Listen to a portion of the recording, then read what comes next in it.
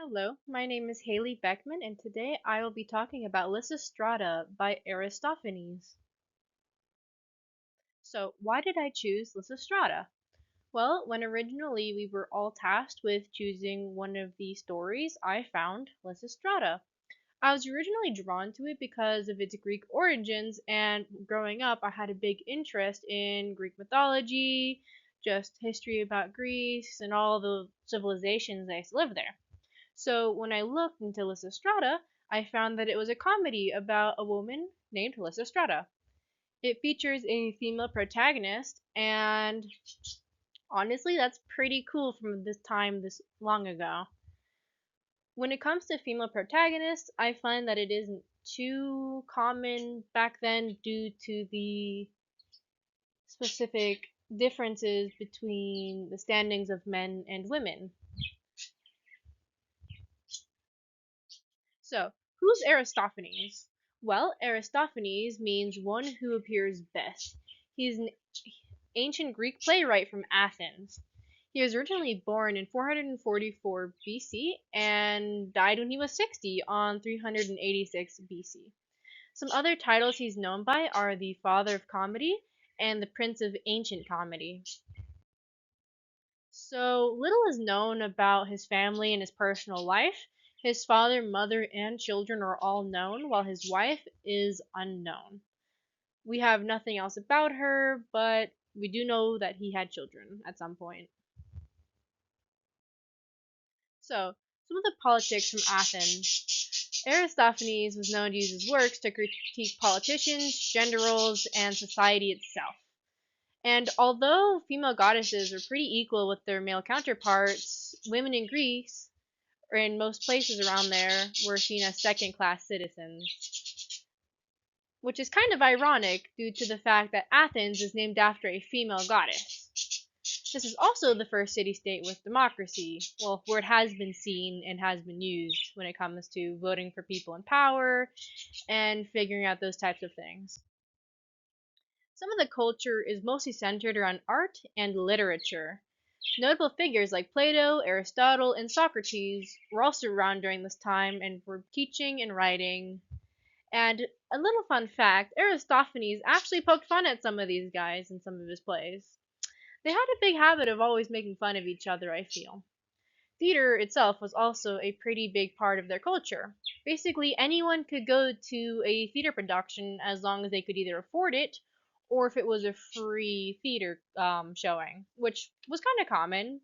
It's a major part of Athens and basically what they're known for sometimes.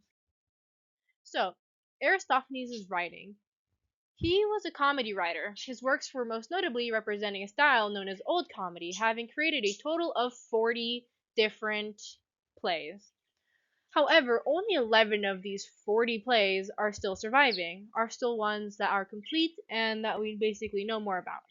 The Acarnians, the birds, the clouds, the Ecclesia Zuzae, the frogs, the knights, Lysistrata, the one that I will be talking more about, Peace, Plutus, the Thesimophora Zuzae, and the wasps. Some of those names are a little complicated, but hopefully I got the gist across. Those are the only 11 that we are currently knowledgeable about. So, here's a little background about more of the politics surrounding Lysistrata. So, the Second Peloponnesian War is basically what this play is about. During the time that this play was created and was being shown, this war was ongoing between Sparta and Athens.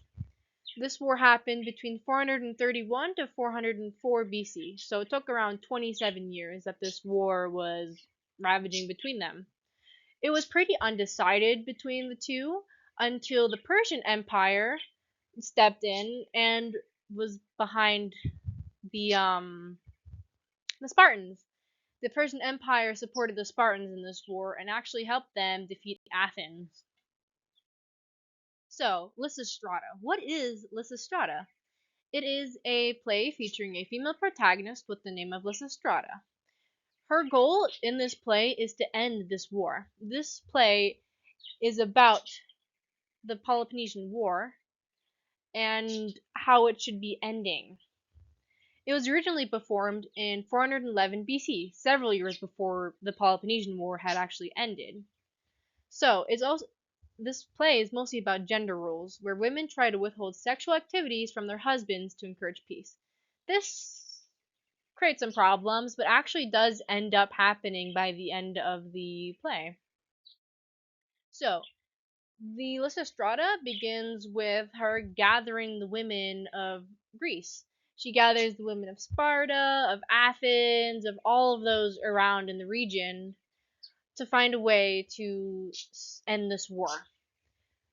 When all of these women got there, they found that Lysistrata had the idea of withholding sexual actions with their husbands until there was peace. So the whole idea was to have no more sex until the war was over. There was an attempt to arrest her during this I think after the meeting. This part was a little complicated for me, but she finds that it was unsuccessful. She was not arrested, but the people who were trying to arrest her made a point that she was a woman and that the people around them needed to control her more and all the other women. So, sometime later, this was a good while after this original meeting, the abstinence takes effect and the men are starting to get desperate. They are missing their wives and the sexual activities. One part of the humor that this play invokes is that throughout the play, the men start gaining full erections because they're not having sex anymore. So near the end of the play, the men are gathered, thanks to Lysistrata, and they plan peace by drawing it on a naked body of a woman. So all of these men who are frustrated and pent up and haven't had sex in a long time are writing out their peace agreement on this naked woman. And by the end, once peace was decided and brought upon, the Lysistrata allowed the women to go back to their husbands, and the husbands were finally able to relieve themselves by the end. So, some of the sources that I found who talked about it really focused on a lot of the specifics on what this play kind of shows. One of them was Gabriel Killa. So his speech was mostly about gender roles and how these characters went against the gender roles of Athens of the time. Lysistrata was the main character. She's a strong female main character who's dynamic. She's the one who moves forward. She kind of takes on these main roles and seeks for peace for the people. It's the complete opposite of how women were treated at the time. So within Lysistrata, women filled in where men couldn't, stepping up to try and end the war and violence, because all the men were trying to do was kill each other, to try and win this war even though neither side was getting anywhere. We also had Inson Musin, who talked about gender and sexuality. Lysistrata presents the sexuality and power relations between men and women. So this play kind of tweaks this because it's the women who start to hold the power. They're the ones who are withholding from the men something that they want, which isn't normally a common occurrence. With how society views women in ancient Athens as lesser, Lysistrata subverts that and creates a strong-willed female protagonist that does what she intends to. She starts the play by gathering all of these women and telling them to stop having sex with their husbands, to wait until peace is finally back where it should be. This story is also very anti-war. The whole point of Lysistrata was to show that this war needed to end. Because again, during this time where the play was made and written and performed, the Peloponnesian War was running rampant. This was not a time of peace when it was created. This was a time of war. And Lysistrata reflects the real and true Peloponnesian War and continues to be used as an anti-war message. Even today, the story is looked back to and seen as, look at this. They didn't want war. They wrote this to basically make fun of it and to create a humorous outlook on an ending to this horrible war. Even during the invasion of Iraq, it was used as a device to protest. The story has like protests about it, not protests about it. It protests war, it's against it. And the story against war, which is why it's becoming such a powerful tool. We keep using this. We look back to these old writings that feel like they are way ahead of their time because there's a lot of truth to them. There is real point to what is happening. So, sexual humor and harmony. Again, this is a old comedy. It uses humor to help with its messaging. Back during this time, it was a big deal. When Aristophanes wrote this play, he really focused on proving his point across on how this war needed to end, alongside having this way of making it more appealing to watch. A lot of people aren't a big fan of seeing something that's been happening for a long time being made fun of, but this really helped show those around what was going on. The play presents ideals on politics, gender norms, and human desire with humor that balances it out. When it comes to a play that's heavy about this a subject that's ongoing, there has to be a way to kind of balance it out. This play was actually being performed during festivals about like humor.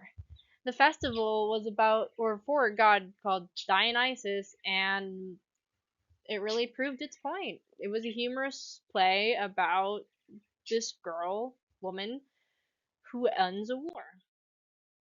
So it's also really meaningful with human control. It illuminates the role of protest and social non-cooperation. It also really shows the division between both the Spartans and Athenians and between men and women. These two are contrasting each other and just kind of showing that women are more than second class citizens compared to just men. Here are my scholarly sources and my works cited.